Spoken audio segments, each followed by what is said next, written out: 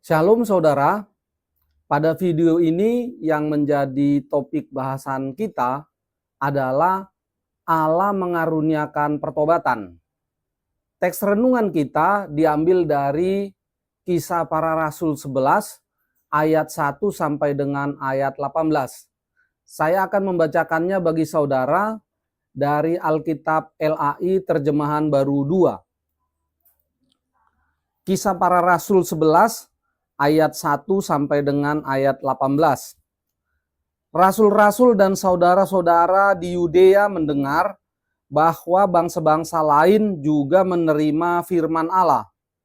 Ketika Petrus tiba di Yerusalem, orang-orang dari golongan yang bersunat berselisih pendapat dengan dia. Kata mereka, "Engkau telah masuk ke rumah orang-orang yang tidak bersunat dan makan bersama mereka." Namun Petrus menjelaskan segala sesuatu satu persatu. Katanya, "Aku sedang berdoa di kota Yope. Dalam keadaan diliputi kuasa ilahi, aku melihat suatu penglihatan. Sesuatu seperti kain lebar yang bergantung pada keempat sudutnya diturunkan dari langit sampai di depanku. Aku menatapnya dan di dalamnya aku lihat segala jenis binatang berkaki empat, dan binatang liar, dan binatang melata, dan burung-burung. Lalu aku mendengar suara yang berkata kepadaku, 'Bangunlah, Petrus, sembelilah dan makanlah.' Namun aku berkata, 'Tidak, Tuhan, sebab belum pernah sesuatu yang haram dan najis masuk ke dalam mulutku.' Tetapi untuk kedua kalinya suara dari surga berkata kepadaku, 'Apa yang dinyatakan halal oleh Allah, tidak boleh engkau nyatakan haram.' Hal itu terjadi sampai 3 kali. Lalu semuanya ditarik kembali ke langit. Seketika itu juga 3 orang berdiri di depan rumah tempat kami menumpang. Mereka diutus dari Kaisarea kepadaku. Lalu kata Roh kepadaku, 'Pergilah bersama mereka tanpa membeda-bedakan.' Keenam saudara ini pun menyertai aku. Kami masuk ke dalam rumah orang itu, dan ia menceritakan kepada kami bagaimana ia melihat seorang malaikat berdiri di dalam rumahnya dan berkata kepadanya, 'Suruhlah orang ke Yope untuk memanggil Simon yang disebut Petrus. Ia akan menyampaikan suatu berita kepada kamu yang melaluinya kamu dan seisi rumahmu akan diselamatkan.' Ketika aku mulai berbicara, turunlah Roh Kudus ke atas mereka, sama seperti ke atas kita dahulu. Lalu teringatlah aku akan perkataan Tuhan. Yohanes membaptis dengan air, tetapi kamu akan dibaptis dengan Roh Kudus. Jadi, jika Allah memberikan karunia yang sama kepada mereka, seperti kepada kita pada waktu kita percaya kepada Tuhan Yesus Kristus, bagaimana mungkin aku mencegah Allah?" Ketika mereka mendengar hal itu, mereka menjadi tenang, lalu memuliakan Allah. Katanya, "Jadi kepada bangsa-bangsa lain juga Allah mengaruniakan pertobatan yang memimpin kepada hidup." Demikianlah firman Tuhan. Setidaknya ada 2 konteks yang melatar belakangi teks renungan kita tadi, yaitu yang pertama, para rasul dan jemaat Kristen di Yudea percaya akan hukum Taurat. Hukum Taurat mengajarkan tentang sunat, najis tahir, halal haram. Para rasul dan orang Kristen di Yudea mendengar Petrus masuk ke rumah Kornelius, membaptis mereka, makan minum bersama mereka, di mana Kornelius adalah orang Yunani, bukan orang Yahudi, tidak bersunat, tentara Romawi, dan penjajah pula, orang yang dibenci oleh orang Israel dan Yahudi. Menurut ajaran hukum Taurat yang mereka pahami, adalah haram hukumnya bagi orang Yahudi untuk masuk ke rumah orang yang tidak bersunat dan makan minum bersama mereka. kenajisan Kornelius dan keluarganya dipercaya oleh para rasul dan orang Kristen di Yudea akan menular kepada Rasul Petrus. Konteks kedua adalah orang Israel dan Yahudi memegang ajaran yang disebut sebagai ajaran dan nilai-nilai bapak-bapak leluhur dari Abraham, Ishak, dan Yakub, ditambah dengan ajaran Taurat Musa. Salah satu isi ajaran bapak-bapak leluhur dan ajaran Taurat Musa ini adalah agar percaya dan menyembah Allah yang dipercaya dan disembah oleh bapak-bapak leluhur Israel dan Yahudi, yaitu menyembah Yahweh. Orang Israel dan Yahudi memahami bahwa Allah yang mereka percaya dan sembah ini adalah eksklusif Allah milik mereka sendiri, bukan Allah bangsa-bangsa lain. Demikian juga orang Israel dan Yahudi adalah eksklusif umat pilihan Allah. Hanya mereka sendiri saja yang mereka percaya menjadi umat pilihan Allah. Itu sebabnya para rasul dan orang Kristen Yahudi di Yudea heran dan bingung saat mereka mendengar bahwa Roh Kudus juga turun pada Kornelius dan keluarganya saat mereka menerima pengajaran dari Rasul Petrus. Jika kita mengamati teks renungan kita, Kisah Para Rasul 11 ayat 1 sampai dengan ayat 18, struktur penulisan teks ini sedikitnya terdiri dari 3 bagian. Dan ketiga bagian ini seperti menggambarkan struktur bertingkat, memiliki puncak. Ketiga bagian struktur tersebut yaitu pertama, para rasul dan orang Yahudi di Yudea mendengar, heran, bingung dan marah pada Rasul Petrus. Karena Rasul Petrus masuk ke rumah Kornelius, mengajar, membaptis, makan minum bersama. Dan Roh Kudus juga turun atas Kornelius dan keluarganya. Ayat 1 sampai dengan ayat ketiga. Bagian kedua, Rasul Petrus menjelaskan semuanya. Allah mengajar Rasul Petrus dengan pengertian yang baru. Allah memanggil Rasul Petrus untuk menjadi alatnya, untuk memberitakan Injil pada Kornelius dan keluarganya yang merupakan orang non-Yahudi, termasuk juga memberitakan Injil kepada para rasul dan orang Kristen di Yudea. Allah memberkati semua orang yang percaya pada Yesus Kristus. Ayat 4 sampai dengan ayat 17. Bagian ketiga, melalui penjelasan Rasul Petrus, sang batu karang gereja, para rasul dan jemaat Kristen di Yudea mendapat pengertian yang baru tentang Allah dan tentang anugerah Allah di dalam Yesus Kristus. Ayat 18. Itu merupakan 3 struktur atau 3 bagian dari teks renungan kita. Pada bagian pertama teks renungan kita diajarkan bahwa para rasul dan orang Kristen Yahudi di Yudea sebenarnya adalah orang-orang yang percaya Yesus Kristus adalah Tuhan dan Allah sejati. Tetapi bukan itu saja. Mereka juga masih memegang ajaran hukum Taurat dalam versi lama sebagaimana yang dijelaskan dalam konteks tadi. Ajaran halal haram, najis tahir, sunat, ajaran bapak-bapak leluhur dan Allah yang dipercayai, ajaran tentang anugerah pengampunan dosa, semuanya itu mereka percayai masih dalam versi lama hukum Taurat seperti yang dijelaskan dalam konteks tadi. Mereka masih belum cukup mengerti ajaran-ajaran itu dalam versi perjanjian baru seperti yang diajarkan oleh Yesus Kristus. Itu sebabnya mereka marah ketika mendengar Rasul Petrus masuk ke rumah Kornelius dan mengajarkan firman Tuhan kepada mereka. Memang, ajaran tentang hukum Taurat yang diajarkan Yesus Kristus merupakan sesuatu yang baru bagi para rasul dan orang Kristen Yahudi di Yudea. Perlu waktu bagi mereka untuk memahaminya dengan baik.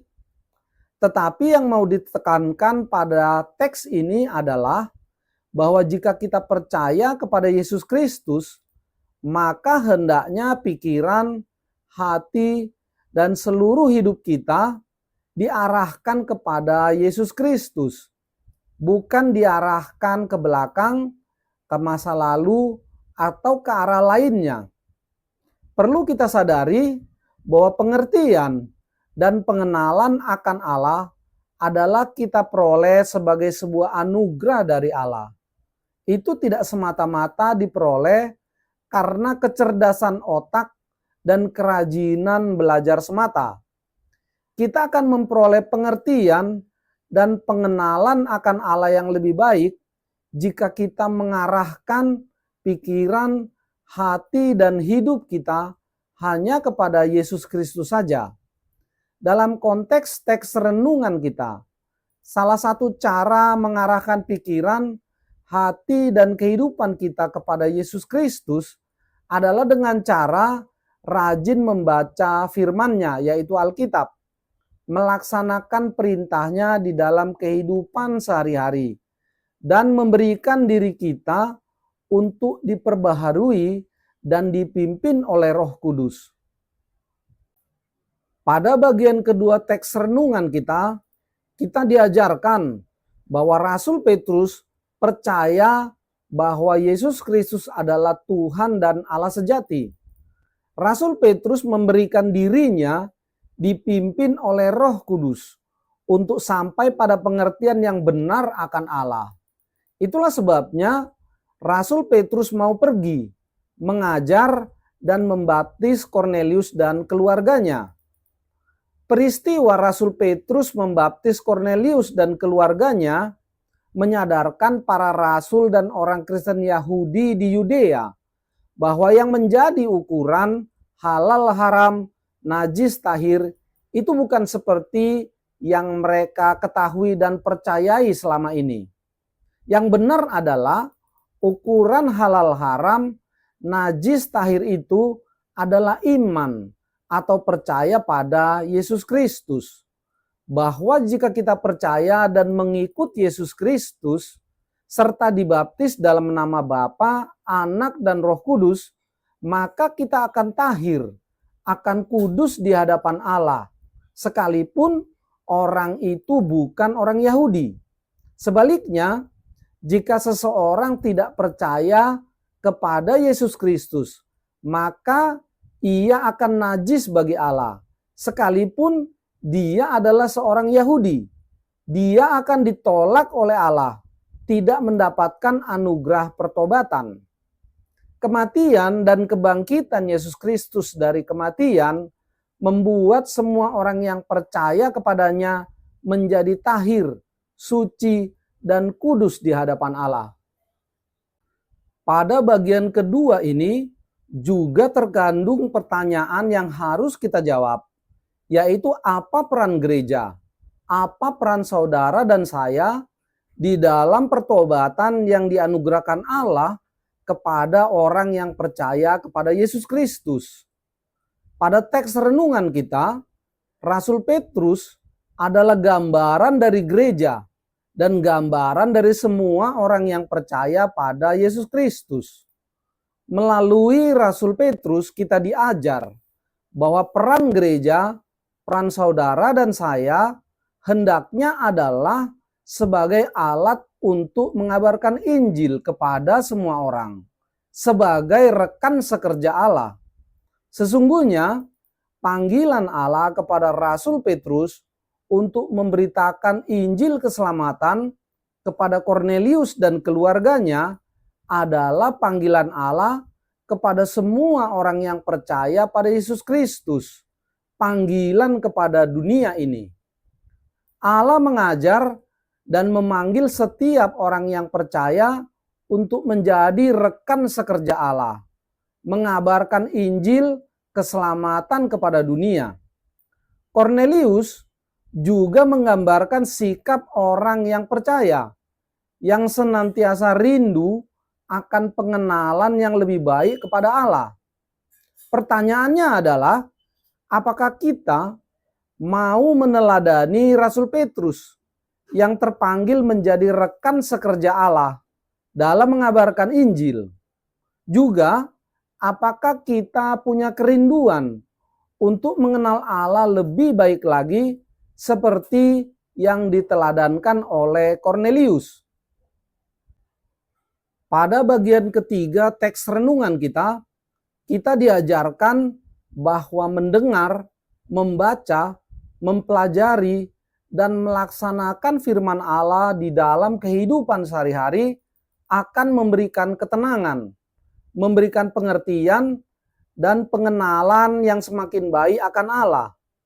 Selain itu, Allah juga menginginkan agar iman kita bertumbuh dari bayi menjadi remaja, lalu menjadi dewasa. Allah tidak ingin kita stagnan pada satu tahap saja, menjadi bayi saja. Mengapa Allah ingin agar iman kita bertumbuh? Yaitu karena jika iman kita bertumbuh, maka kita akan semakin bisa menjadi alat yang baik bagi kemuliaan Allah. Semakin bisa menjadi rekan sekerja Allah. Bagian ketiga ini, yaitu ayat 18, juga menjadi semacam pengaminan. Sebagai ucapan syukur, orang percaya atas karunia pertobatan dan pengertian yang dianugerahkan Allah kepada orang yang percaya. Kita memang layak untuk mengucap syukur pada Allah atas anugerahnya yang besar. Perintah Allah kepada Rasul Petrus untuk datang mengajar dan membaptis Kornelius dan keluarganya, ditambah dengan turunnya Roh Kudus kepada Kornelius dan keluarganya, membuat para rasul dan orang Kristen Yahudi di Yudea menyadari bahwa bahwa Yesus Kristus adalah Tuhan dan Allah bagi seluruh umat manusia yang percaya kepadanya.